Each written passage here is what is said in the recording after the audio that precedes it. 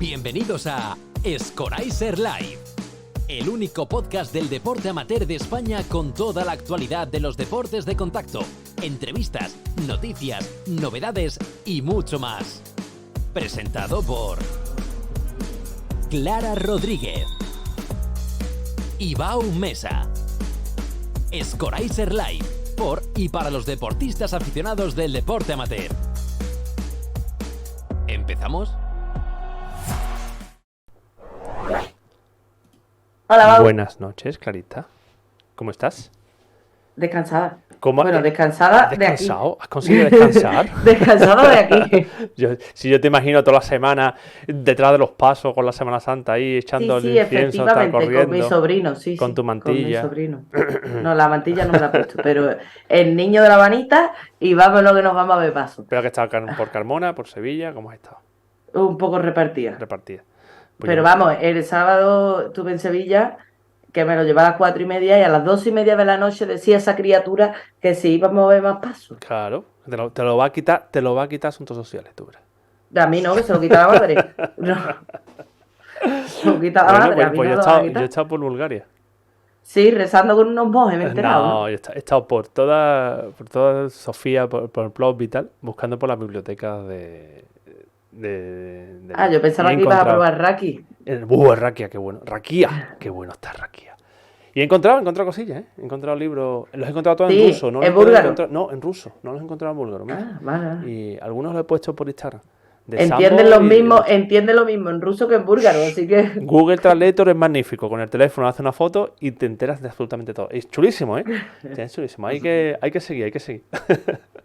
Bueno. Y después de esta semana de descanso vamos a traer leña. Pero no has contado que te han tenido despierto por las noches Pero con eso, no unos tiene monjes. pero eso no tiene nada que ver con la lucha, eso es otro Sí, tema. sí, que Es no otro te daban tema. de comer. Es otro tema. Que no te daban de Me comer. fui a un monasterio y estuvimos unos días en un monasterio, sí. En la Pero estás apertura. arrepentido, ¿no? Me parece, ¿no? Es una cosa que se hace una vez en la vida. Hay que hacer una vez en la vida. Sí, pasé la dos, ¿no? Claro, qué poco me quiere. Bueno, a ver, esta noche tenemos densidad, Cositas guay, ¿eh? Tema Cositas denso, guapas. Aquí hay importante. Bueno, vamos a presentar un poquito, vamos a presentarlo, vamos a decir qué es lo que hace, ¿no? Dale tu caña, dale que tú tienes ahí toda la Tercer dan, info. tercer dan de judo. Sambo con basamo. Porque el sambo es el judo antiguo. Vamos a decirlo así como me dijeron en Langreo la última campeonato, ¿no?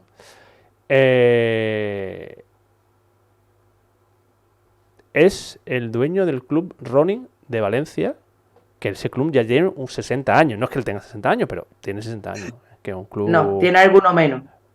Él sí, el club Sí. no. ¿Vale?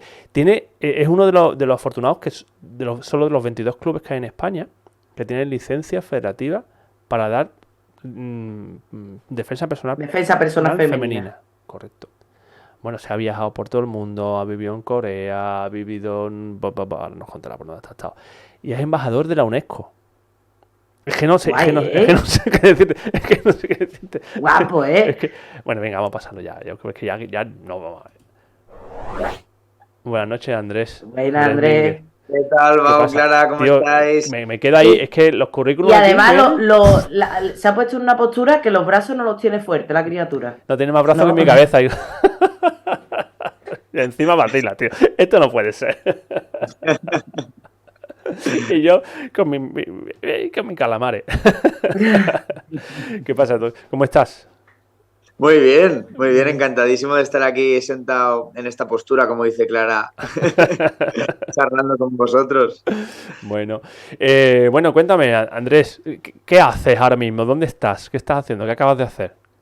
Para Pues empezar. mira, ahora mismo estoy en la salita de un hotel que me han dejado aquí en Navarra, con el Pirineo, que no tenía cobertura en la furgoneta, estaba de viaje y me he tenido que mover hasta aquí para poder escucharos y veros. Perfecto. Pero el viaje relacionado con la lucha... No, la verdad es que acabo de terminar un campamento de lucha y entrenamiento y han sido pues 2-3 días de vacaciones que me he venido aquí a investigar la montaña y con la bici. Correcto. ¿Y qué estáis haciendo? ¿Campamentos de luchas en Valencia? Sí, la verdad es que desde el running se llevan haciendo campamentos desde hace más de 30 años. Yo no los hacía, evidentemente, los hacía Nacho Alcíbar, mi maestro. Y ahora sí que llevamos, sobre todo desde después de la pandemia, hay muchísimo auge de campamentos de lucha, pero para gente no luchadora, que es lo curioso. Es lo que de verdad me está gustando. Y te contratan mucho perfil crossfitero, gente que entrena, pero también es que me han contratado hasta centros de yoga para hacer lucha, para iniciarse en el mundo de la lucha y de la lucha al suelo. Sí, es fascinante. ¿Y qué tipo de lucha es la que hacen alguien que viene nuevo? Pues imagínate, yo sobre todo me centro en lucha suelo. Al final, para mí el grappling como clase inicial es lo que más fácil me resulta relacionártelo con el movimiento en el suelo. Por ejemplo, me viene una clase de yoga y yo empiezo a hacerles trabajos de movilidad de cadera, de invertidas, de pinos, claro, que sé que ellos hacen. Claro. Y luego esa calidad de movimiento te la relaciono con coger a una persona y voltearlo y moverme con él. Y al final les encanta. O sea, lo que más me gusta es que meses más tarde me envían vídeos. Imagínate que acaba la clase de yoga y se ponen a hacer sparring entre ellos y entre ellos. Está chulísimo. A ver, yo lo disfruto mucho cuando vienen deportistas pues que son competidores y demás. Esos son los campamentos que yo de verdad disfruto porque es ahí donde me puedo lucir. Pero la verdad es que me encanta que gente tan ajena a nuestro mundo me contrate para conocer lo que es la lucha. O sea, creo que nunca había, vamos, yo por lo menos nunca había tenido esa demanda de gente. Sí, no así sabía. Que imagínate, encantadísimo. Pero ellos después siguen, no solo a ver, hacen sparring en su gimnasio y tal cuando terminan las clases de yoga, pero ¿se enganchan de alguna forma con tu club? ¿Se enganchan de alguna forma tienen constancia? No, Bau, porque es que a lo mejor me contratan y son de Galicia o yo voy a darles un curso o ellos vienen, yo tengo un albergue, el albergue Ronin, y ahí es el Disneyland de la lucha, ¿no? Lo podríamos llamar. Oye, qué guapo. Claro, está todo enfocado a eso. Hay un tatami grande cubierto, 2 al aire libre. Estás en un sitio en mitad de la montaña con un río de agua fría, pues me los llevo a correr en ayunas, luego unas flexiones, luego nos bañamos. Lo de correr en ayunas no es tan gracioso, ¿eh? No. Son solo 2 horas, Clara, luego desayunamos. Pero eso es porque no son de lucha. Los luchadores no nos gusta correr porque lo asociamos a bajar el peso. Eso he llegado yo a la conclusión. Ni a los luchadores ni a nadie, lo que pasa que por eso... Sí, hombre, la gente que hace maratones, digo yo que le gustará correr, ¿no? Correr de cobarde. Que no me viene ese perfil, Clara. Yo a las 7 de la mañana los tengo corriendo y te aseguro que ninguno me agradece que lo levante y lo ponga a correr. El tío que me hace levantarme aquí. Sí. Que es también como parte de la gracia del campus, ¿no? Que yo esto lo empecé a hacer con mis amigos de judo. Bueno, yo de verdad donde he competido bien es en judo. Y cuando llegaba verano, pretemporada, pues nos cogíamos 7, 8 amigos, nos íbamos a la montaña y nos dedicábamos a hacer esto. A correr, a superarnos, a hacer, y venga, y otro entrenamiento más, y otra repetición más, y otra... Pero porque en aquel momento nos parecía a nosotros que si éramos capaces de sacrificarnos de esa forma, pues a nivel competitivo llegaríamos más lejos. Porque tú estuviste en el CAR, ¿no? Tú estabas de interno en el CAR, ¿verdad? Yo a épocas estuve en el CAR de Madrid, correcto. De los 19 hasta los 22 más o menos fue cuando de verdad estuve compitiendo y dedicándome exclusivamente a ello. Y ahí es cuando de verdad saqué resultados y estoy compitiendo a nivel internacional. Hice un campeonato de España de sambo con 18 años, que la verdad es que me gustó muchísimo. Y luego ya me centré totalmente en judo. Y fue a raíz de empezar a grabar el documental y demás cuando me puse a hacer otro tipo de luchas. Cuando empecé con kickboxing, que me pareció lo más general para luego poder ir especializándome. Hice varias competiciones de boxeo amateur. En fin, fui tocando cosas para que luego, a la hora de poder documentarlo en el documental que ahora explicaré, pues no me pillase de nuevas, ¿no? Que supiese de qué iba la normativa y que hubiese tenido sensaciones previas de de lo que era hacer un combate de boxeo que a priori no tiene absolutamente nada que ver con el judo, con el sambo, que es donde venía. Yo tengo una duda. ¿Tienes contada cuántas artes marciales has practicado hasta ahora? No las tengo. Pero unas cuantas. Bueno, en el documental se verá porque lo llevo grabando desde 2016. Wow. Y sí, tengo muchísimo acumulado y de hecho he tomado la firme decisión de empezar a darlo a conocer porque pues tengo grabado lucha leonesa, lucha back, que la hacían en la zona del Mediterráneo. Sí. Tengo grabado Euskal Maquila. Antes de empezar con eso, que ahí nos vamos a explayar, ¿vale? Vale. O sea, vamos a un poquito más de chicha. Tú has estado con uno de los grandes. Tú has estado pegándote con guantillas con Titín. Continúo pegándome con guantillas con Titín. Hay que ser valiente, ¿eh? Joder. Titín lo que hay que ser es saber retroceder, porque él siempre va a ir para adelante. ¿Cómo es tu experiencia con la MMA? Joder, me encantan. O sea, me parece, vamos, el deporte definitivo por excelencia. Lo descubrí hace un año y poco que mi hermano y yo nos fuimos con Titín a entrenar y la verdad es que es una maravilla. O sea, a ver, es una maravilla porque lo haces todo y si de verdad tienes la suerte de estar en un equipo como el de José, en Fight for Life, que tienes muchísimo competidor y muchísimo ex competidor. Y a mí las dinámicas me encantan. O sea, la clase empieza a las 10 de la mañana y a las 10 y un minuto estamos haciendo sparring condicionado. O sea, yo me voy 20 minutos antes para calentar. O sea, me encanta la forma que tiene este hombre de ver la lucha, cómo la disfruta, cómo la transmite. O sea, yo no he visto gimnasio que venga más gente de fuera a entrenar. Y luego José como... O sea, vamos, es que yo os digo que he visto mucha gente dar clase y es la persona que más disfruta transmitiendo. O sea, él está en ese gimnasio 12 horas al día, empalmando una clase con otra, un entrenamiento con otro. Me parece fascinante esa forma de entender y de vivir la lucha, la verdad. ¿Y cómo es el MMA sin competir? Porque todo el mundo que hablamos de MMA y de que entrena MMA tiene su objetivo de ir a competir, de campeonato. Y tú, obviamente, por lo que estamos viendo, tú no compites. ¿O no es tu objetivo? Lo hago por gusto, lo hago por gusto, pero vamos, te aseguro que todas las parejas que tengo son competidores a nivel internacional y me fascina. Me encanta, lo primero, ponerme a prueba, porque al final sí, está claro que cuerpo a cuerpo y en el suelo me siento muy cómodo. Pero claro, arriba, yo cuando llegué el primer día que venía de hacer algún combate de boxeo, había hecho mis pinitos en kick, yo pensaba que la parte de striking iba a estar cómodo. Y claro, en el momento te pones unas guantillas, ya no tiene nada que ver con la guardia que tú has aprendido. O sea, es que es un mundo totalmente diferente. Efectivamente. Y por eso me fascinó tanto, porque es que no hay nada parecido. O sea, todo es parecido, pero nada es similar a las MMA.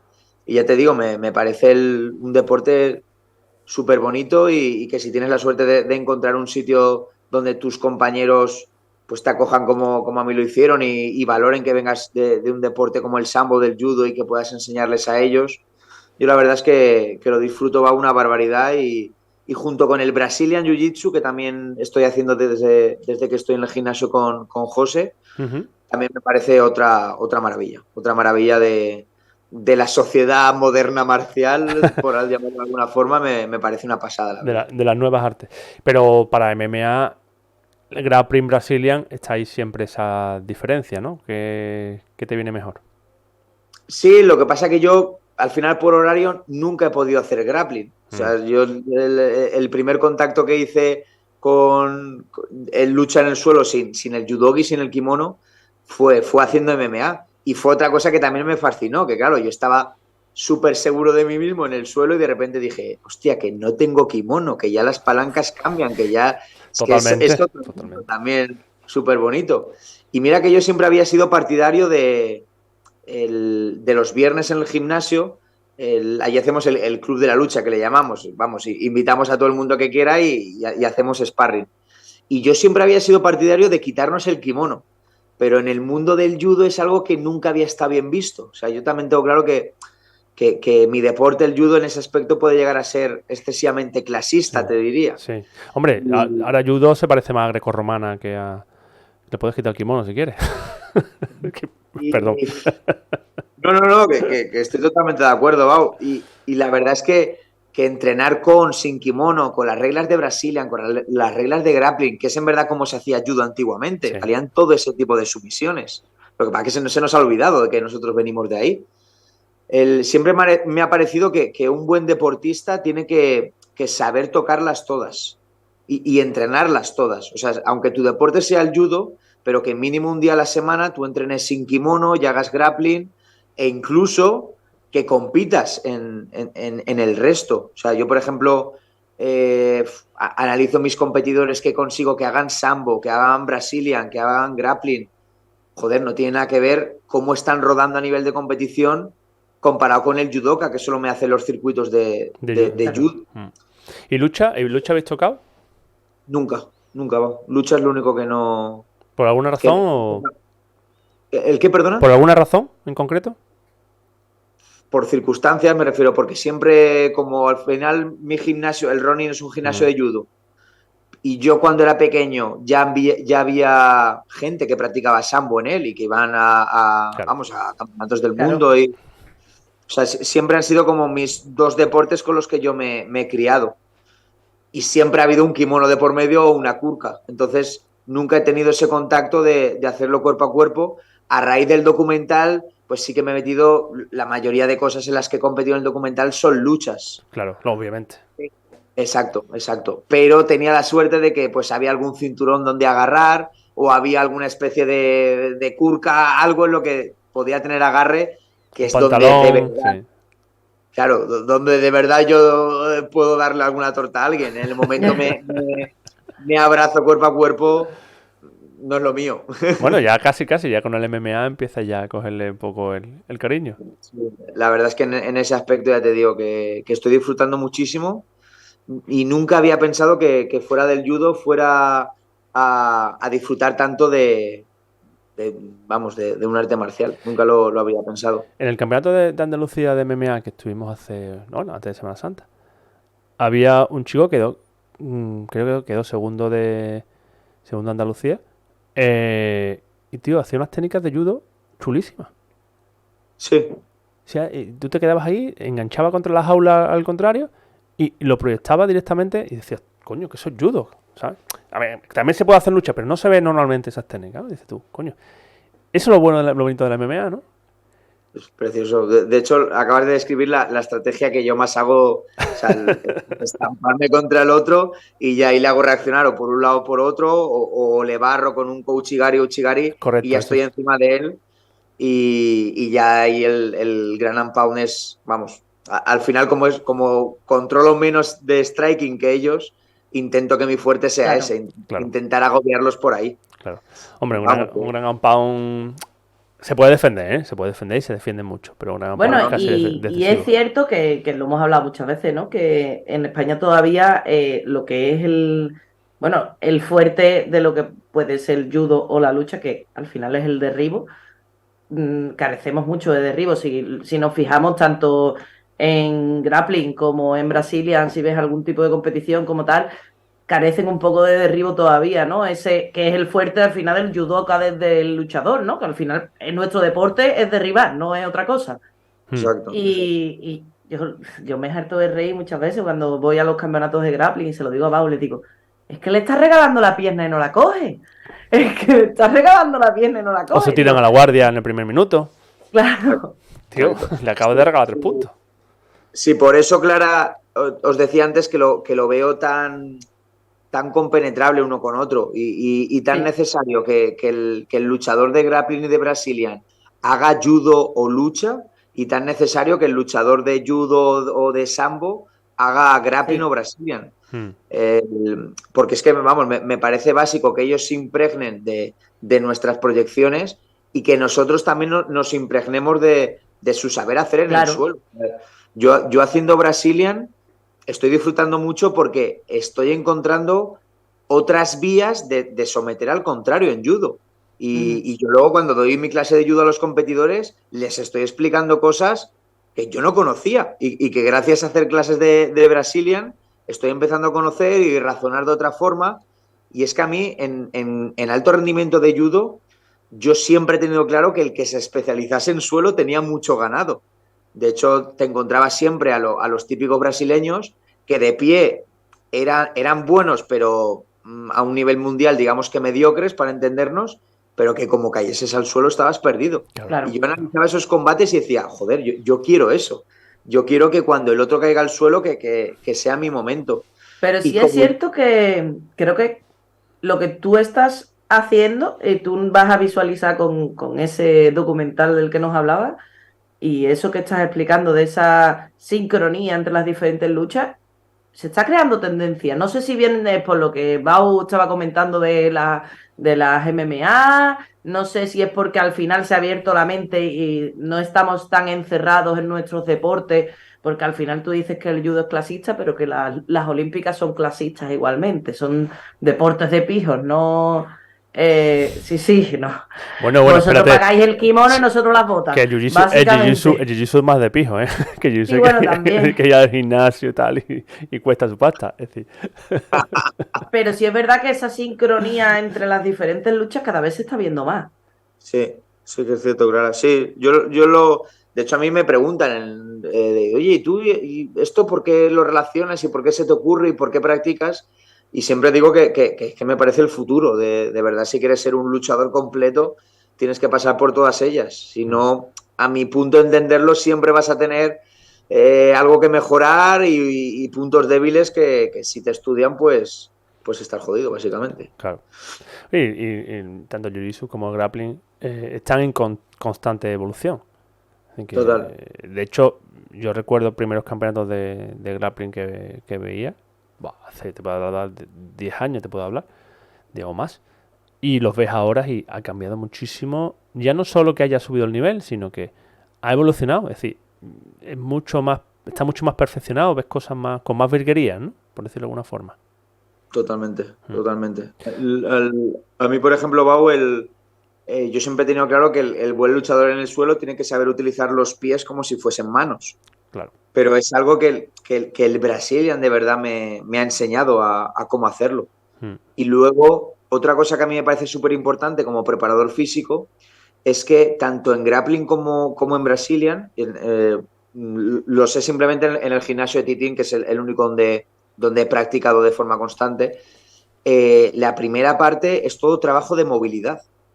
Es todo, y me encanta porque muchos no serán conscientes, pero de la importancia que es hacer un trabajo de apertura de cadera, de movilidad de hombro. O sea, eso es salud articular para el día de mañana, y eso significa que con 60 años puedas estar haciendo un sparring en condiciones. Correcto. Cosa que el judoka no lo tiene.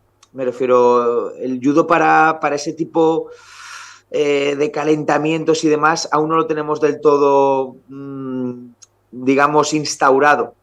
Yo en mi clase, por supuesto, sí que lo tengo, pero aún ves en muchos sitios que aún es calentamiento vieja escuela, por así decirlo.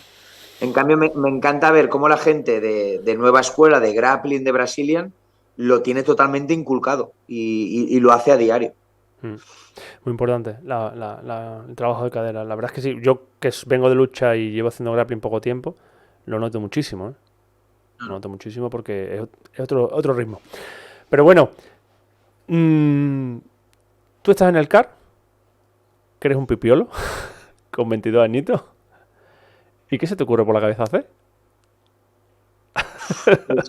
La verdad es que en el CAR, imagínate, y siendo un crío, yo ahí lo único que quería era ser campeón olímpico, no había otra meta en mi razón de ser. Ahí, como muchos sabréis, te dedicas a entrenar, a comer y a dormir y a competir en absolutamente todo lo que se te presente. Pero justo ahí en esa época fue también, yo pillé la crisis del 2008 en España. Uh-huh. Y hubo también bastante recorte a la hora de poder salir a competir. O sea, yo de hecho me acuerdo que la selección española te convocaba, pero que tú te pagabas el viaje. Tú te pagas absolutamente todo, cosa que en la selección española no pasaba. Evidentemente te pagaban ellos todo y muchas veces ibas cobrando, pero llegó 2008-2009 ellos te daban, digamos, el permiso y tú pues te costeabas la competición, el alojamiento, todo. Y claro, cuando estás hablando de un circuito europeo mundial, eran competiciones caras. Claro. A lo mejor una competición en total te podían salir por 1.000 euros tranquilamente. Total, que ahí ya entré en la dinámica de dar clases, de trabajar como profe de judo para poder costearte todas esas salidas. Y la verdad es que continué eso durante un tiempo, luego ya estaba más afincado en Valencia que en Madrid y fue cuando, pues desde el running, Nacho, que es mi profesor, me propuso abrir un nuevo centro entre los dos. Yo la verdad es que al principio dudé, porque pues imaginaros en ese auge de competición, de pues que eres un crío, que ves que aún te queda muchísimos años por delante para desarrollarte como competidor, pues no, sabía que abrir un negocio no iba a ser muy compatible con el alto rendimiento. Bueno, muy no, nada compatible. Exacto.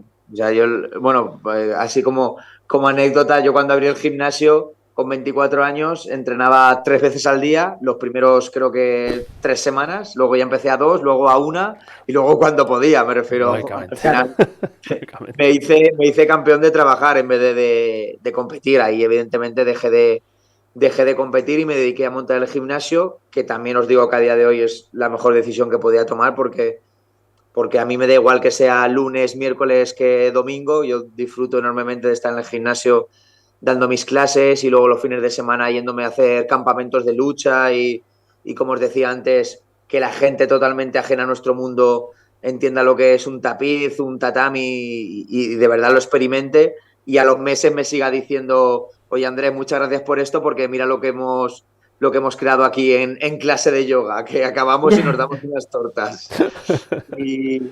Y después de abrir el gimnasio Baum, a los 2 años o así, me surgió la posibilidad de irme a Corea. Bueno, lo he resumido mucho. Antes de ello me fui a la India, estuve trabajando allí en un proyecto de judo. Y a raíz de ese proyecto me fui a trabajar a Corea. Y he estado 4 veces haciendo periodos, pues en alguno a lo mejor estuve 2 semanas, en otro 2 meses. Y ahí es cuando estuve currando para la UNESCO. La UNESCO tenía allí un centro de artes marciales, el primer centro que se creaba nunca, y a mí me enseñaron allí a investigar, básicamente. O sea, me explicaban cómo se desarrollaba la mayoría de trabajo en las universidades y cómo había en muchas universidades había un departamento de artes marciales que se dedicaba a investigar las artes marciales. Sí, era una pasada.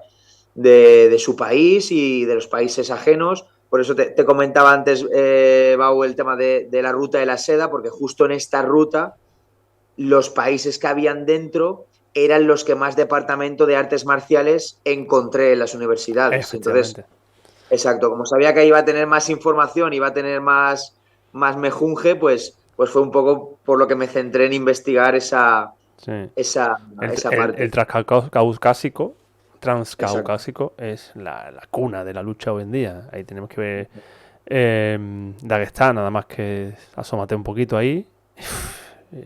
No sé si has visto el último vídeo, uno de los últimos vídeos de Lethal Crisis de YouTube. ¡Buah! Yo lo flipé cuando vi esos gimnasios. 200 personas. Bueno, nuestros luchadores han estado allí. Bueno, no sé si tú has llegado a pasar por allí, pero la gente de Olímpicas ha pasado por allí. Yo hablándolo en el grupo nuestro del club y Marina, por ejemplo, me decía, yo he estado allí entrenando. De hecho, hasta hace no mucho, Fran Chamizo estaba haciendo la preparación del ciclo olímpico allí. Si es que allí, Clara, es una maravilla. De todas formas, yo creo que en todos los países que acaben en tan, son una maravilla. Yo pienso lo mismo. Yo he estado en República de Tartaristán. Está al norte de Kazajistán, es Rusia. Y ahí estuve haciendo lucha corés. Estuve participando en un campeonato del mundo. O sea, eso lo tengo grabado en el documental y la verdad es que fue una pasada porque el campeonato del mundo lo meten dentro del Sabantui, que es una fiesta que hacen ellos en honor a los dioses para que tengan buena cosecha ese año. O sea, es una fiesta de la agricultura. Y hacen carreras de caballos, hacen juegos en el río y luchan. Luego, o sea, digamos que el acto principal es que se hace lucha corés, que para que la gente... Es que es diferente a otra que existe, que es Courage. Courage, que es la del sambo, ¿no? Que es la origen del sambo, exacto. sí. La Koresbau es una lucha al cinturón, pero para que la gente se sitúe únicamente pueden hacer o una especie de suple hacia adelante, ¿vale? Que en judo sería una especie de uranage, es decir, yo cojo al otro tipo de frente y únicamente lo puedo sacar por delante mío. Es la única acción permitida que se puede hacer. No puedes tirar hacia adelante ni nada de eso. Exacto, o sea, tú no puedes barrerlo hacia adelante, no puedes utilizar cadera, no puedes utilizar brazo. Claro, yo cuando vi cómo era la competición, o sea, encima es todo lo contrario a lo que yo hacía como judoka, porque yo mido 1,90 m y tengo los brazos y las piernas largas, me refiero, yo hacía de todo menos pegarme al otro para luchar. Claro. Y la verdad es que conseguí liársela en un par de combates porque nadie hablaba inglés y entonces yo hacía como que no me enteraba de las normas. Yo sabía perfectamente que no podía hacer otra cosa que no fuese ese suple, pero intentaba ponerlos nerviosos, haciéndoles algún barrido, tirándolos de alguna forma, y cuando conseguía despistarlos un poco, era cuando hacía alguna entrada buena y conseguía puntuar. Y la verdad es que estuvo chulísimo. Llegué a semifinales, me dieron la mayor hostia que manda en mi vida, como grabada, ya lo veréis. Creo que duré 4 segundos. Y luego el bronce también lo perdí. No duré 4 segundos, pero creo que duré 10. Otro ostión.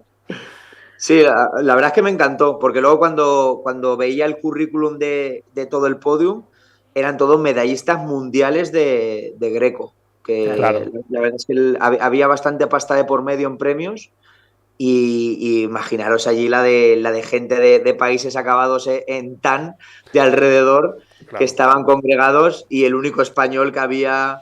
Bueno, español no. Había asistido a ese campeonato. Europeo occidental incluso, ¿no? Sí, el único occidental. El único occidental era yo. Es que la verdad es que gracias a currar para la UNESCO durante esa temporada, me abrió la puerta a este tipo de eventos. O sea, me abrió. Qué guay. El poder, pues eso, yo llevo años detrás de, no sé si conocéis el Nadam Festival en Mongolia. El Nadam la traducción literal sería las 3 cosas que un hombre debe saber hacer, que es tiro con arco a 75 metros, sí, una carrera a caballo de 30 kilómetros y lucha bok, la lucha tradicional mongola. Sí. O sea, me parece una locura, y llevo años detrás de poder participar, al igual que llevo años de poder participar en el calcio histórico, que seguro que lo tendréis localizado. También. O sea, vamos, me parece una pasada poder experimentar ese tipo de cultura que también hay mucha en nuestro país, pero que el resto del mundo evidentemente tiene eventos chulísimos que me encantaría, mientras mi cuerpo me lo permita, poder llegar a participar en ellos. Bueno, sí, pero es cierto que igual las luchas tradicionales en ese tipo de países, lo que vienen siendo países asiáticos al final, están como mucho más implantadas, ¿no? En ese sentido. Aquí no tenemos tanta tradición, quitando la lucha canaria, yo creo, y la lucha leonesa puntualmente, porque hay mucha pasta de por medio, porque la comunidad le mete mucha pasta. Correcto. Pero sí que realmente la lucha leonesa no hay mucha gente, lo han escuchado, pero no la conocen. Pero la lucha canaria, todo el mundo se ha visto un combate de lucha canaria. Eso es. Todo el mundo, y creo que es la única así que tú digas, oye, culturalmente es una lucha tradicional que seguimos manteniendo. Hombre, tenemos alguna lucha también en Asturias, en el País Vasco también hay algunas luchas, pero son más minoritarias. Claro, que sea así como tan generalizado, porque el Baltu han empezado a promocionarlo ahora, que exacto, es muy parecido a lo que estaba comentando Andrés, ¿no? Al final es un agarre y proyección, no puedes hacer otra cosa. Exacto. El Baltu sí que es cierto que le está dando caña ahora desde la Federación Asturiana de Lucha. Este año he dado un par de cursos en Galicia y me han comentado que allí también están volviendo a moverse con el tema de la loita galega. En el País Vasco, cuando estuve grabando, también tenían una lucha típica que compartían con el País Vasco francés, que de hecho era súper similar al sambo, muy, muy parecida, no me acuerdo ahora mismo el nombre. En el Mediterráneo teníamos la lucha back, aquí de hecho en Valencia, donar un back es una expresión que significa dar una hostia a alguien. O cuando alguien cuando se dice ¿te has donado un back? Significa ¿te has caído? Sería un poco la traducción literal. Sí. Y resulta que investigando la lucha back era una lucha muy similar a la lucha leonesa, para que os situéis, solo que en vez de un cinturón de cuero era como una especie de fajín de agricultor, ¿vale? Pero la gracia que tenía, que a ti esto te molará, Bau, es que tenía una serie de trabajo de defensa personal brutal detrás. O sea, digamos que la lucha era la parte lúdica que conocemos de, pues que se reunían en Valencia, en la zona del Delta del Ebro, 2 agricultores dedicados al arroz y después de hacer su jornada se echaban unos backs antes de irse a casa, es decir, luchaban por pasar el rato, luchaban también evidentemente para solucionar si tenían algún problema de lindes o de terrenos. A mí me encantaba descubrir que hace 200 años, cuando tenían cualquier tipo de problema, en vez de acudir a los pies de paz, se daban unas tortas y el que ganaba tenía la razón. Me parecía fascinante. Bueno, es más o menos como cuando tú estás con tus colegas en la playa, ¿no? Te pones a hacer el tonto y al final uno termina comiendo arena. No. La lucha galofa de Portugal también. La galofa, Bau, la tengo... Además tengo el contacto ya trabajado para ir a grabarla. En Murcia también hay otra lucha tradicional. ¿En Murcia? Sí, lucha murciana. Además ya te pasaré algún vídeo porque hay algo grabado bastante chulo y aún hay un grupo en activo. O sea, me estoy informando y aún hay un grupo en activo. Igual que la lucha back, el único club en activo que he encontrado en todo el Mediterráneo está en Delta del Ebro. Y fui a grabar con ellos y aquí fue donde me contaban, que era lo que te decía, Bau, que te molará, que a principios del siglo XIX, la zona del Delta del Ebro, que la gente que no la sitúe, es al sur de Cataluña y al norte de la Comunidad Valenciana, la desembocadura del Ebro, vamos. Me explicaban que era una zona muy dejada de la mano de Dios, es decir, que no había control policial y que había mucha delincuencia. Y que por ello los agricultores empezaron a aprender a defenderse con las armas que ellos utilizaban para trabajar el campo. O sea, la típica hoz para segar, la típica horca de tridente que tenemos en mente. Y tengo grabado, ya te lo pasaré, las catas que tenían para hacer frente al malhechor cuando les atacaba. Y es fascinante cómo coinciden con las catas o movimientos que puedes ver de un agricultor japonés a principios del siglo XIX, cuando se defendía de un ronin que iba a quitarle las patatas. Correcto. ¿Sabes? Que me pareció fascinante el descubrir de, joder, todos conocemos la historia de los samuráis y en España tenemos una tradición súper parecida. O sea, de hecho los samuráis utilizaron la espada corta porque se lo enseñamos los tercios españoles. Hay que tener en cuenta esas cosas. Pero fíjate, me acabas de recordar un detalle que siempre lo repito muchas veces. Habrás visto el anuncio siempre de Bruce Lee, de Be Water, My Friend, ¿no? Bueno, pues ese documental es un documental de 2 horas, realmente, ¿no? Entonces, si tú ves el documental de la primera parte, está hablando solo de luchas. Y de la segunda parte ya habla de su cine y su historia, ¿no? Sí, pero si ves la primera parte, el entrevistador le dice, bueno, tú haces... No me acuerdo mismo, me lo invento, ¿vale? Tú haces Wuchun Kung Fu. Pero después hay Wuchun Fun Chufu. Otra modalidad. Y Bruce Lee dice, vamos a ver, caballero. Tenemos 2 manos y 2 piernas. Yo los movimientos que puedo hacer son los que puedo hacer. Igual que cualquier otro. Si tuviese 3 brazos, pues sería un arte marcial diferente. Pero todas las artes marciales son las mismas. Y entonces dice, hostia, es verdad. Es que al final tú cuando tienes tu horca, los movimientos con la horca, da igual que lo hagas aquí o lo hagas en Japón. Es que son los mismos movimientos. Correcto, eso lo descubrí, Bau, la primera vez que fui a hacer lucha leonesa, que es la primera vez que lo grabé. Luego he vuelto varias veces a hacerlo por gusto. Bueno, por gusto y por la pasta que había por medio, como decía antes. Y a mí me acuerdo que me enseñaron la dedilla. La dedilla es un ouchigari en judo, tal cual.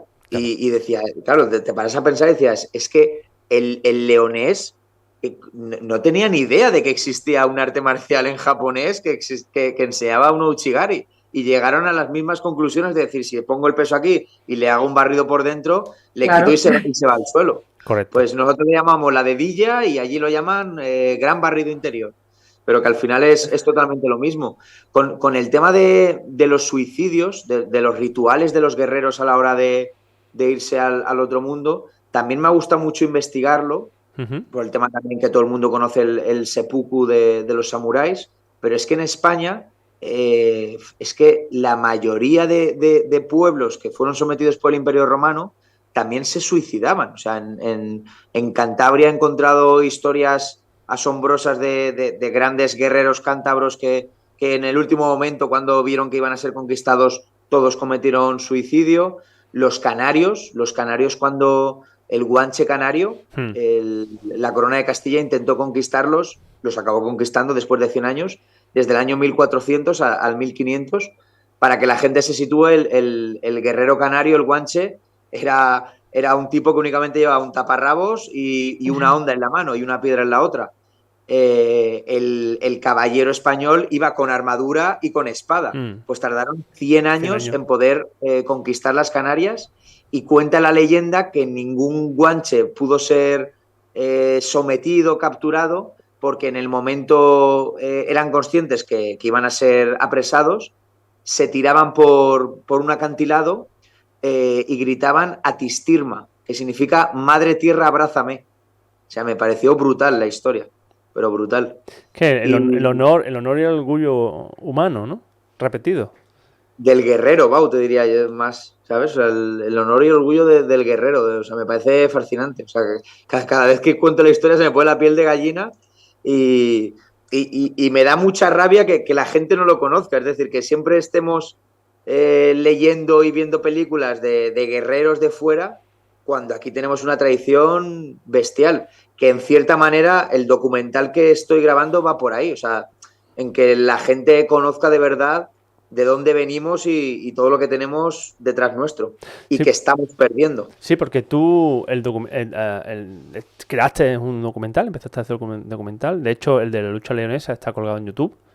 Exacto. Y estás dando vueltas por el mundo, solo por España, ¿cómo estás haciendo? Ambas, Bau. Tengo grabado en Corea, en Japón también tengo grabado, en Rusia, la competición que te decía antes también la tengo grabada, pero luego en España es donde de verdad más he estado grabando. Tengo la lucha back, en el País Vasco tengo Euskal Maquila, que es una lucha que hacían los pastores con un palo. Y tenían catas hasta para defenderse del lobo, o sea, claro, fascinante. O sea, parecida a la egipcia etíope. Correcto, muy similar, muy similar. Luego en Canarias, por ejemplo, me he dejado para el final la lucha canaria, porque sé que ahí sí o sí voy a tener jaleo, pero tengo grabado el tolete canario, que si nos ponemos a investigar, seguramente es de las pocas artes marciales que tenemos, que desarrollamos en nuestro país, que era simplemente con un palo corto y que tenía un final puntiagudo. Y me contaban los abuelos canarios que Canarias a principios del siglo XX hubo una crisis de alimentación y muchos emigraron a Cuba y Haití. Ajá. Entonces el canario era tan buen agricultor que quitaba el trabajo al cubano y al haitiano. Por lo tanto, el nativo, iba a darle muerte al canario con un machete, que es el arma que allí se sigue utilizando, y el canario conseguía vencer la disputa con el tolete, que al final el tolete, para disimular, lo llevaba frenando el carro. O sea, simplemente lo que hacía era sacarlo como si estuviera quitando el freno, y ya tenía el arma con la que tanto había entrenado para poder hacer frente a su adversario. Algo parecido, ¿no? Algo influenciado quizá del Cali, de los españoles que volvían de Filipinas. Bastante similar. Cuando me lo enseñaron, el tipo de movimiento era bastante similar al Cali filipino. Totalmente. Y luego también tenían el palo canario y todo el trabajo que hacían con él. La verdad es que me he ido encontrando cosas fascinantes, pero que espero que algún día las disfrutéis. No sé dónde lo veréis, pero porque soy bastante atecnológico en mucho para lo bueno y para lo malo. Pero mira, ahí te podemos ayudar nosotros. Encantadísimo, Clara, porque me abrí Instagram hace 1 año y pico con la única intención de dar a conocer el documental, de crear un poco de marca personal en torno al último Ronin y darlo a conocer. Y la verdad es que no lo hago en absoluto por vender el documental. Y, o sea, ya os digo que es totalmente para que sobre todo, que luchadores de nuestro país y gente ajena al mundo de la lucha conozca toda la cultura y el folclore que llevamos arrastrando, Sí. vamos, desde que el español es español. Claro. Sí, me parece fascinante. Lo último que voy a grabar, que de hecho estoy ya grabándolo, es en Valencia. Y descubrí hace no mucho que Valencia fue una de las capitales europeas del catch. No sé si os acordáis de la lucha libre. Hombre. Sí, claro. Hombre.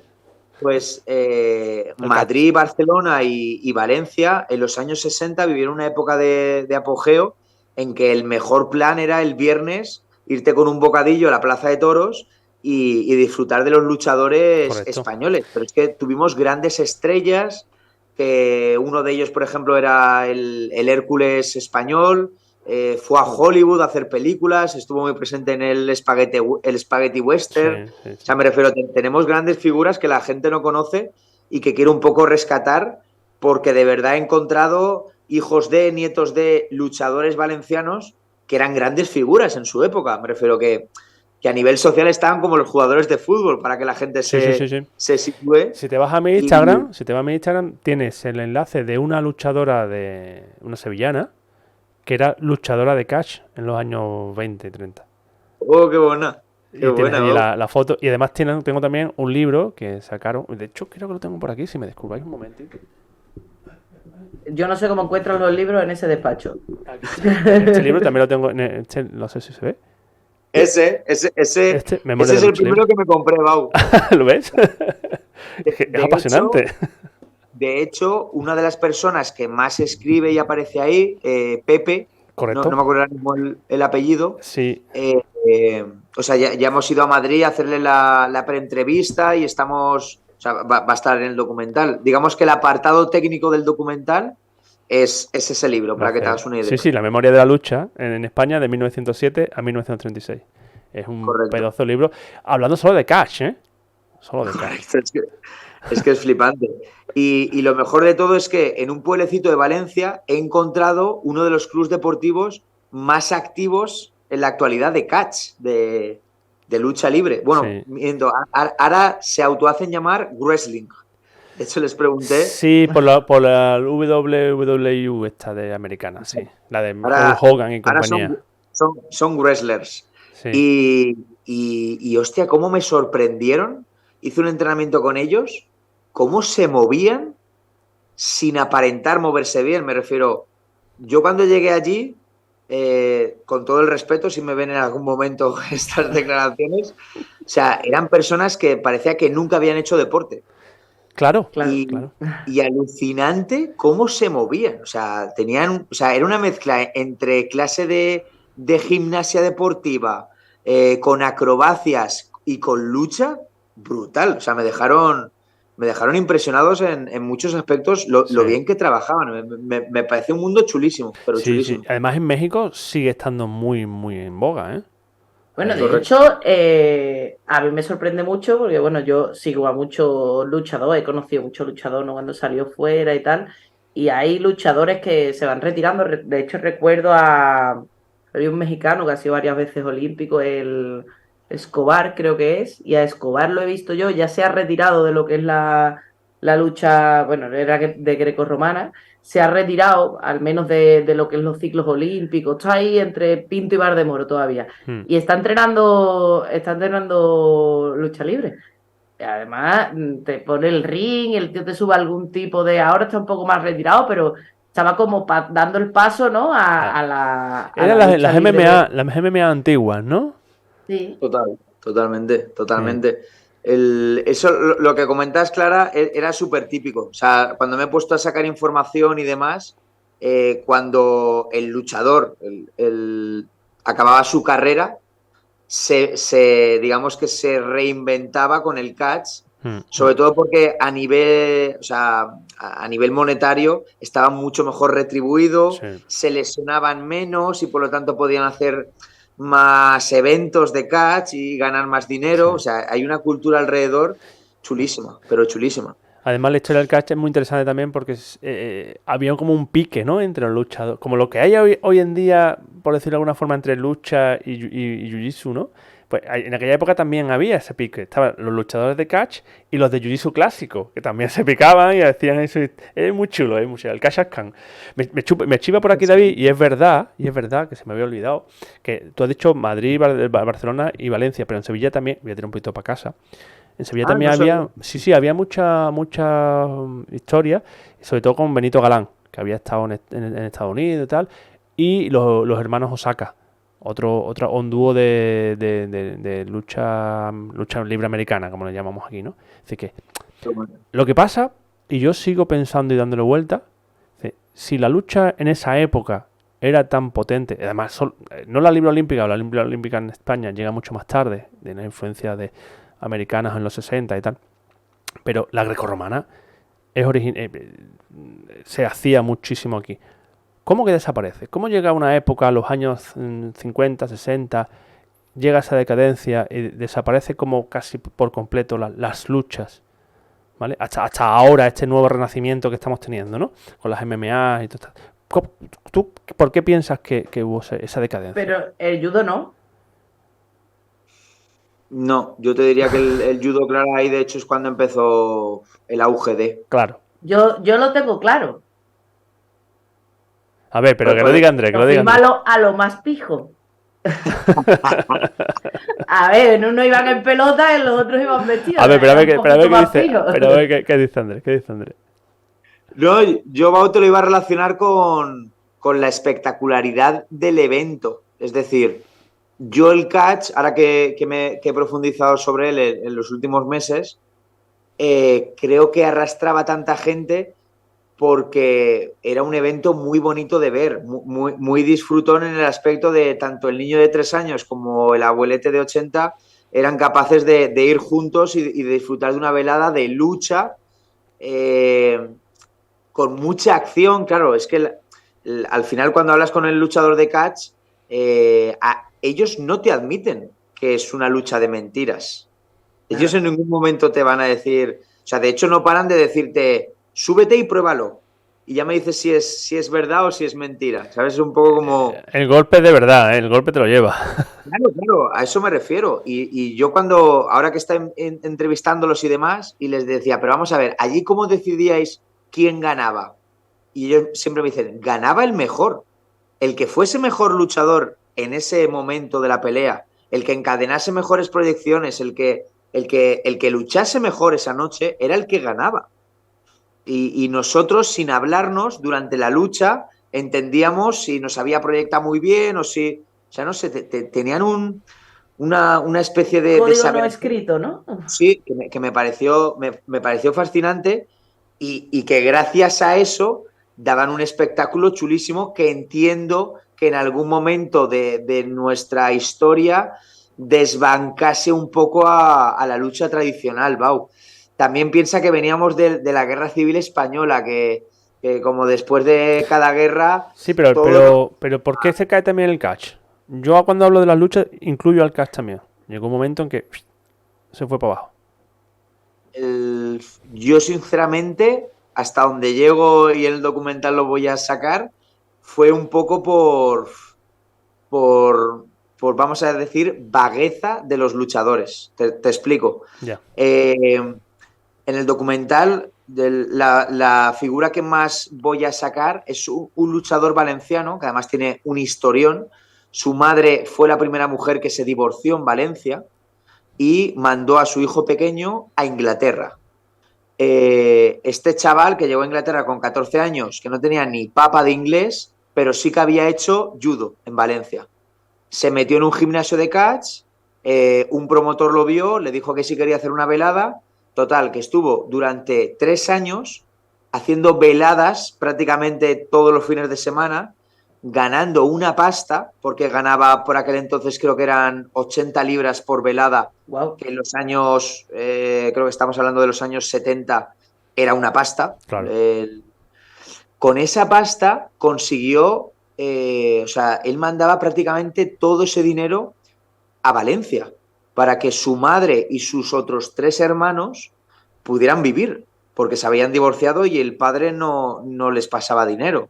Que la gente se sitúe que estamos hablando un divorcio de los años 70, finales Claro. de los 70, o sea, Claro.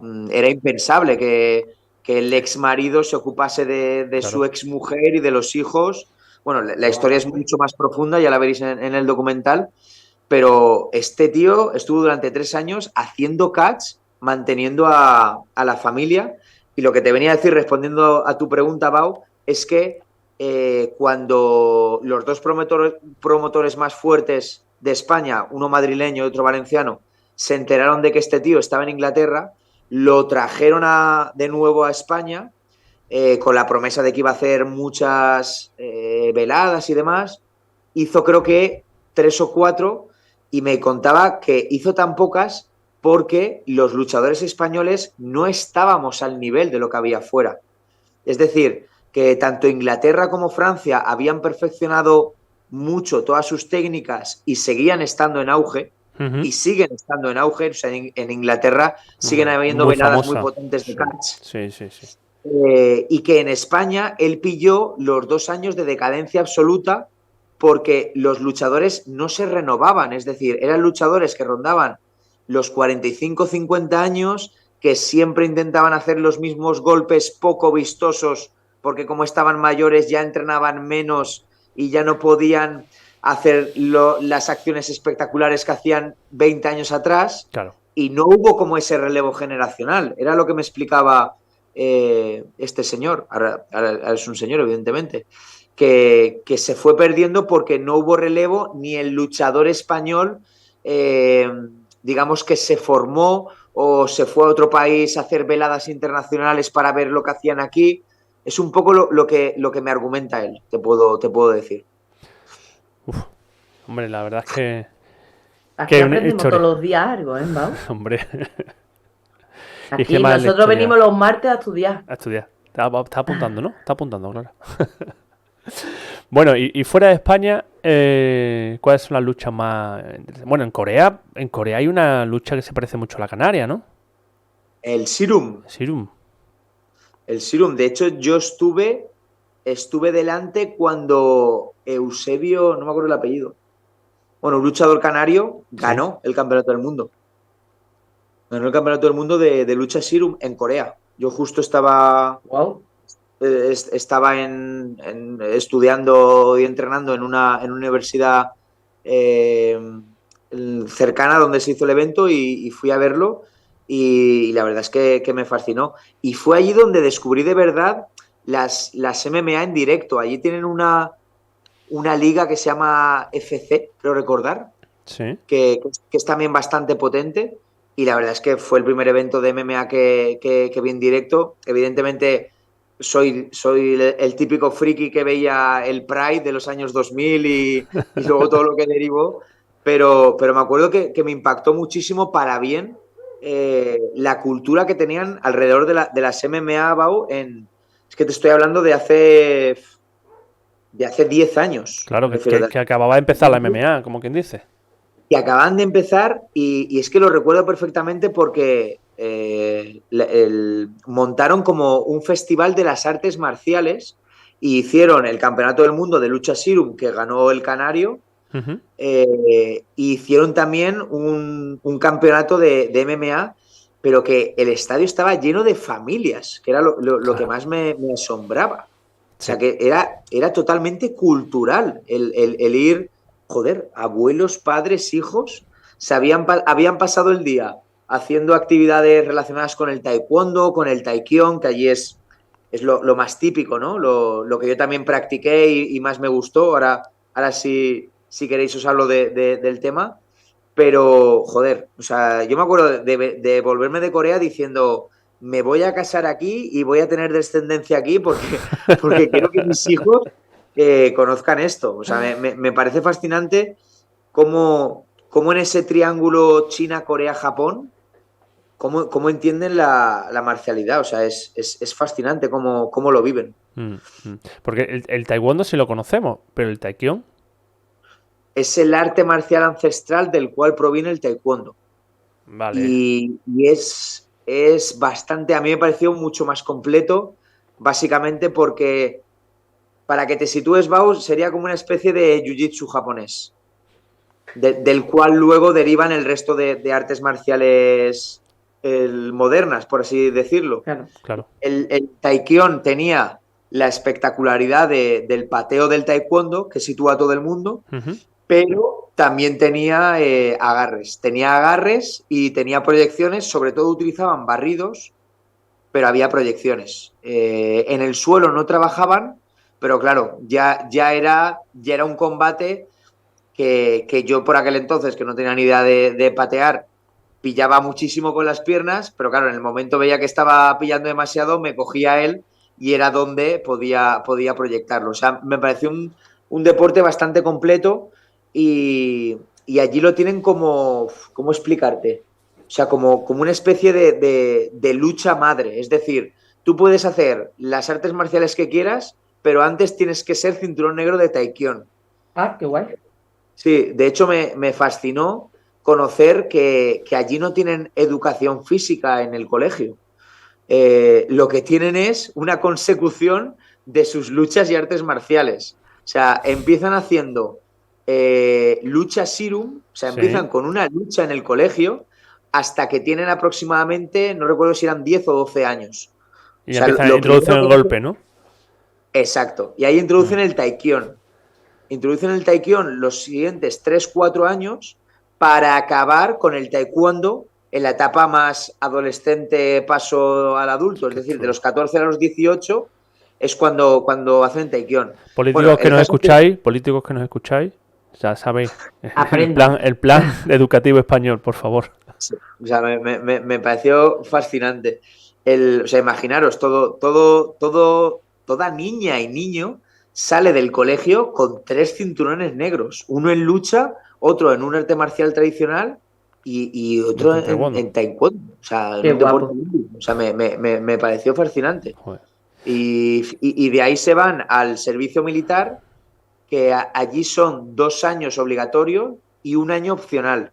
¿Sabéis la cantidad de gente que hace el año opcional de servicio militar? Pues un porcentaje muy alto, entiendo. Claro, el 100%, Bau. O sea, absolutamente todos hacen el tercer año, que para que la gente que no se sitúe, estoy hablando todo el rato de Corea del Sur, que evidentemente es frontera con Corea del Norte, claro. y Corea del Norte en su día, cuando dejó de dar hostias a Corea del Sur, dijo que iban a descansar, pero que volverían. Sí. Y de hecho, el tema de Corea del Norte, tú sacas el tema, cuando estuve viviendo allí y tenía confianza con mis compañeros, con mis jefes, sacabas el tema y les cambiaba la cara, literalmente. O sea, les cambiaba la cara porque para ellos siguen siendo sus hermanos, pero que por diferencias ellos aún consideran que están en guerra. Y de hecho, toda esta formación que os he dicho es porque el gobierno invierte en que sus ciudadanos, en el momento pase lo que pase, estén totalmente preparados para hacer. O sea, no tiene otra.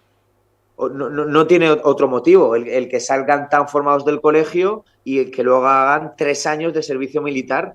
Imagínate, o sea, el 100% de la sociedad coreana con 21 años da hostias como panes sin armas, o sea, vamos, o sea, me parece digno de estudio, la verdad. Pregunta polémica, que por cierto, Clara, polémica en griego, que he aprendido esta semana pasada, significa guerra. Ahí te queda. Qué buena. Pues pregunta polémica. ¿El taekyon es el que se expande a Okinawa y el que lleva el karate y todas las artes marciales japonesas? Hostia, sí que es polémica, cabrón.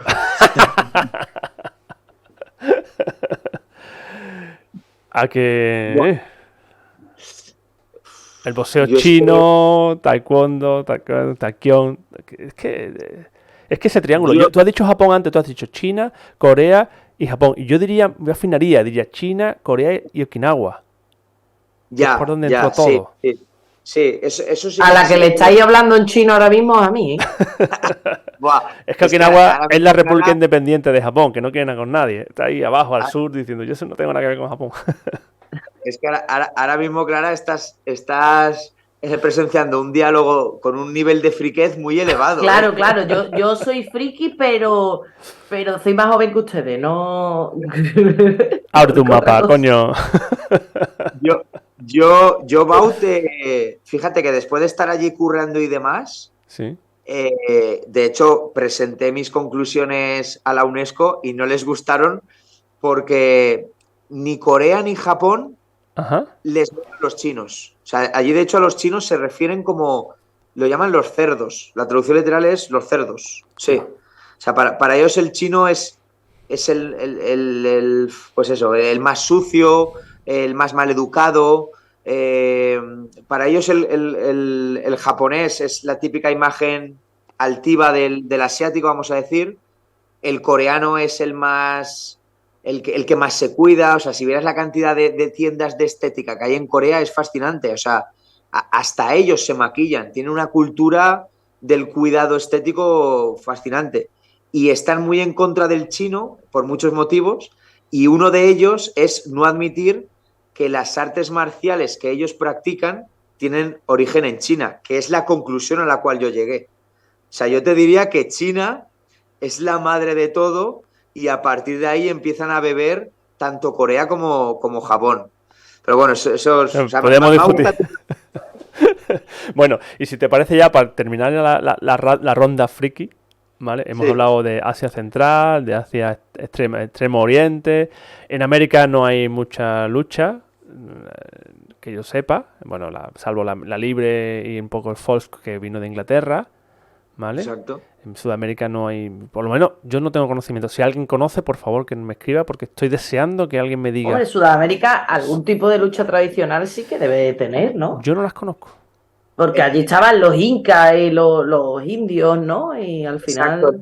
En alguna tribu, Clara, yo sí que he encontrado algo.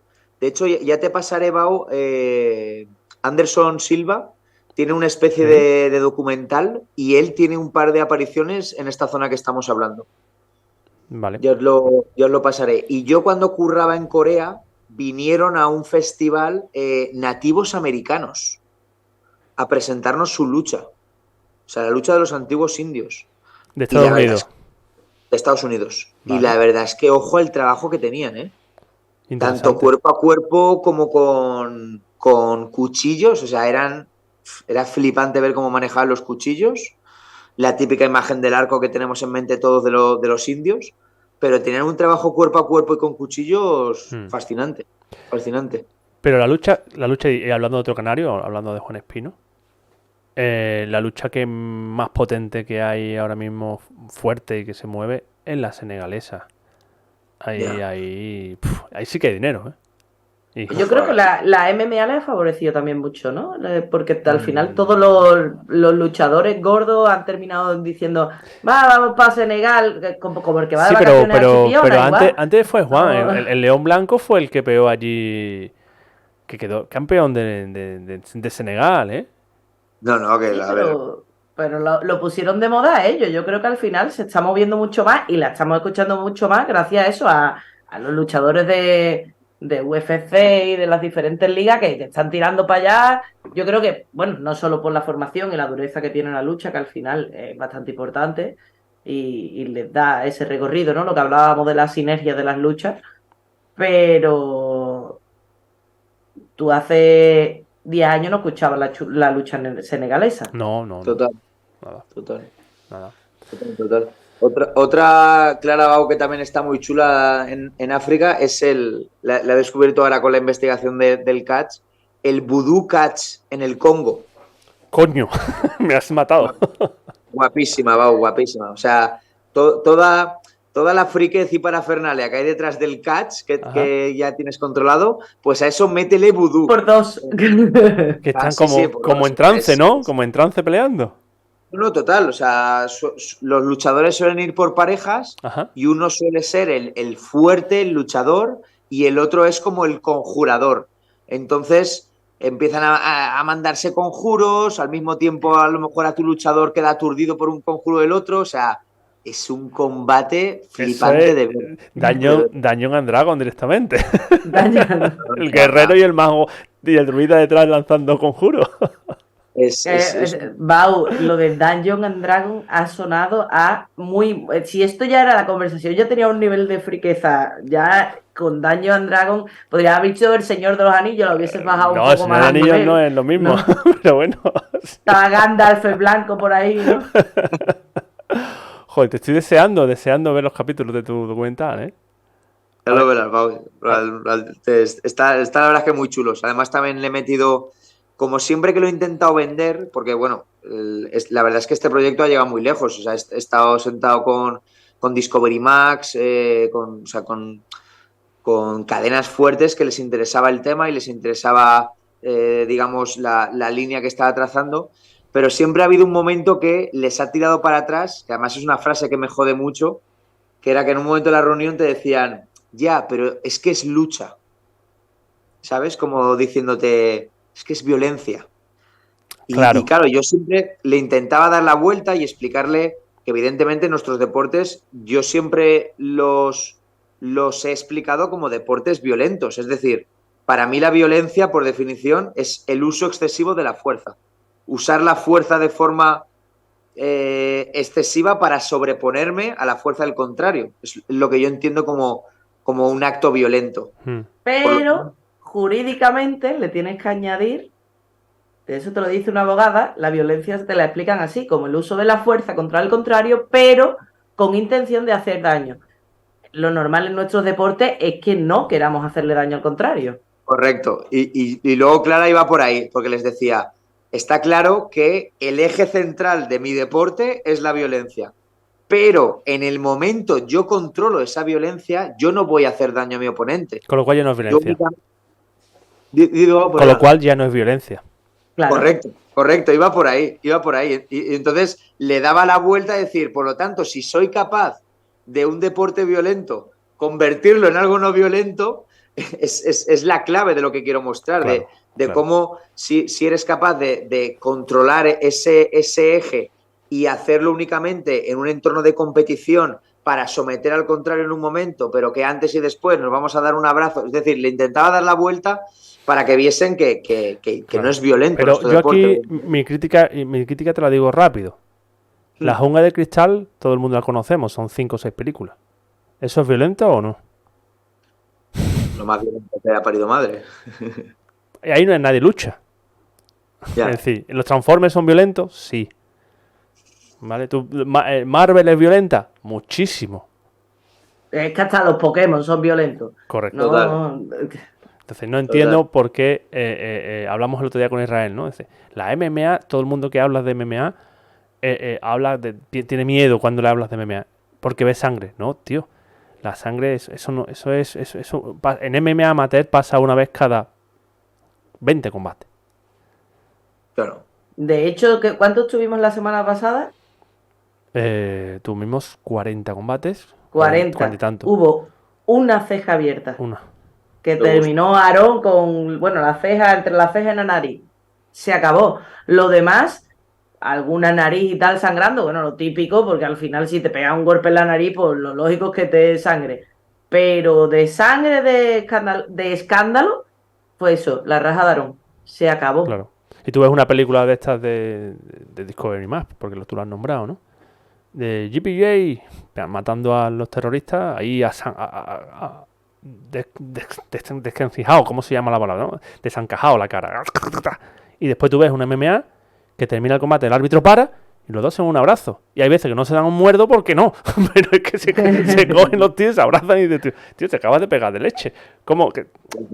Es que... Total, no. O sea, sí, yo al final lo que he hecho ha sido ir incluyendo más cultura y folclore alrededor de la lucha que está investigando, pues cómo comían y por qué comían así, cómo entrenaban, o sea, la preparación física que había detrás del luchador. O sea, un poco como dándole la vuelta a todo lo que había detrás de la figura de esa lucha para que no fuese todo tan centrado en la lucha como tal. Y de hecho la idea primigenia del documental era que yo hiciese una competición real en cada uno de los deportes que iba, pero claro, al final era, o sea, yo solo me estaba como autoenfocando excesivamente en luchar, que era lo que de verdad quería, experimentar. Claro. Y poco a poco, digamos que lo he ido descafeinando para que lo primero me lo compren y pueda llegar a más gente. Y lo segundo, también es cierto que para gente totalmente ajena a nuestro mundo, lo pueda llegar a entender y a disfrutar, que es también un poco el objetivo real del proyecto, del documental.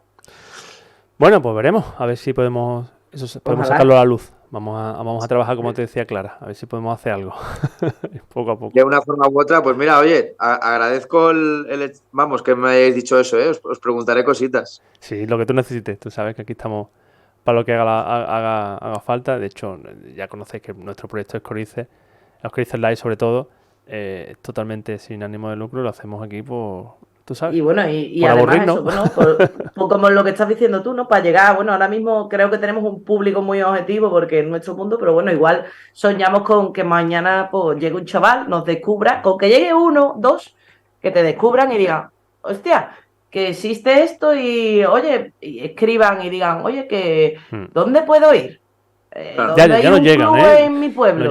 Tenemos la suerte de que toda la gente que quiera hacer lucha ya nos escriben y recibimos bastante correos y llamadas incluso telefónicas preguntando, oye, vivo en no sé dónde puedo hacer? Vivo cerca de Lugo, ¿dónde puedo hacer lucha? ¿Dónde puedo hacer sambo?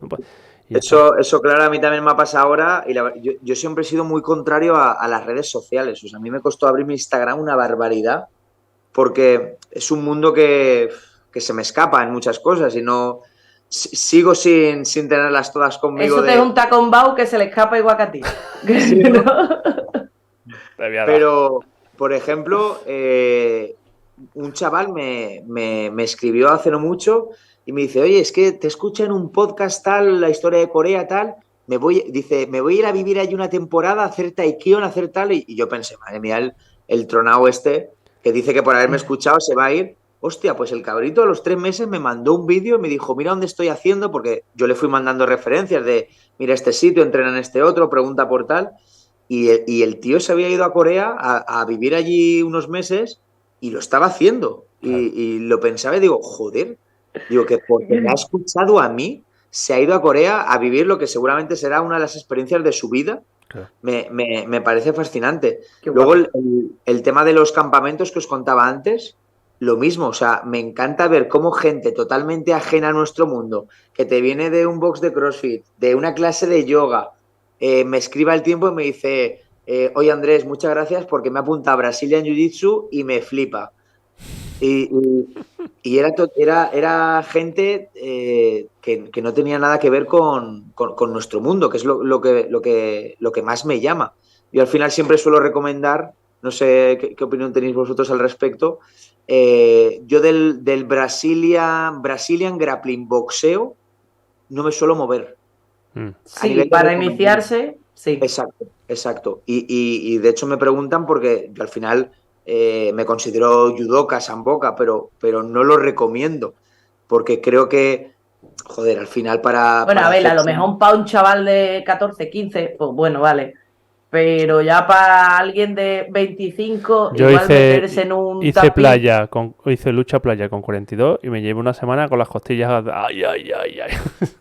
¿Sabes? Claro, supongo que también depende mucho cuál sea el perfil que te pregunta. Al final, si te llega una señora con 52 años, pues no la vas a mandar a pegarse... No, pero si le hace grappling nada más que con el movimiento de cadera desde la guardia de piernas, ya ahí esa mujer ha ganado pues 15 años más de movilidad cuando tenga 60. Claro. Normalmente, claro, a ver, yo al tener un gimnasio de judo, yo lo que más tengo son niños haciendo judo. Claro. Entonces, claro, yo a los niños evidentemente los derivo a judo o les recomiendo algún tipo de lucha. O sea, yo siempre he pensado que la lucha para iniciarte, me da igual que sea lucha o judo, es lo que sea, sí, lo que tengas más cercano al final, ¿no? Exacto, es lo que debería hacer cualquier chaval hasta los 14, 16 años, te diría, lucha y judo, pero a nivel de pegarme de verdad. Y luego ya métete en striking, métete en lo que quieras. Pero sí que es cierto que al perfil que me viene a los campamentos, que ya son de 18 en adelante, yo lo he visto en el gimnasio. Yo en el gimnasio hace unos años metí boxeo y también tengo aikido y tengo karate, pero yo la adherencia que veo en un boxeo no la veo en ningún otro sitio. Bueno, de hecho, solo hay que ver los gimnasios estos que se están especializando en el boxeo, que al final es una coreografía, ¿no? Yo tengo colegas que dicen, no, voy a boxeo. Es como, tú no tienes una mala guanta, y no, el tipo de boxeo, de este ¿cómo tipo era, coreografía ya y demás. boxing, ¿no? Algo así podía ser. ¿Cómo se llamaba? Brooklyn Fit Boxing. Eso. ¿Cómo? Brooklyn Fit Boxing. Eso puede ser. Sí, ese Clarabau fue en 2019 la franquicia más exitosa de España. Abrieron 52 centros. Sí, es que además la gente, pero súper aficionada al rollo y además con unas competiciones que iban todos al mismo sitio. Rollo, como están las movidas de CrossFit y tal, ahora mismo, que están como súper en auge, y es como, flipa.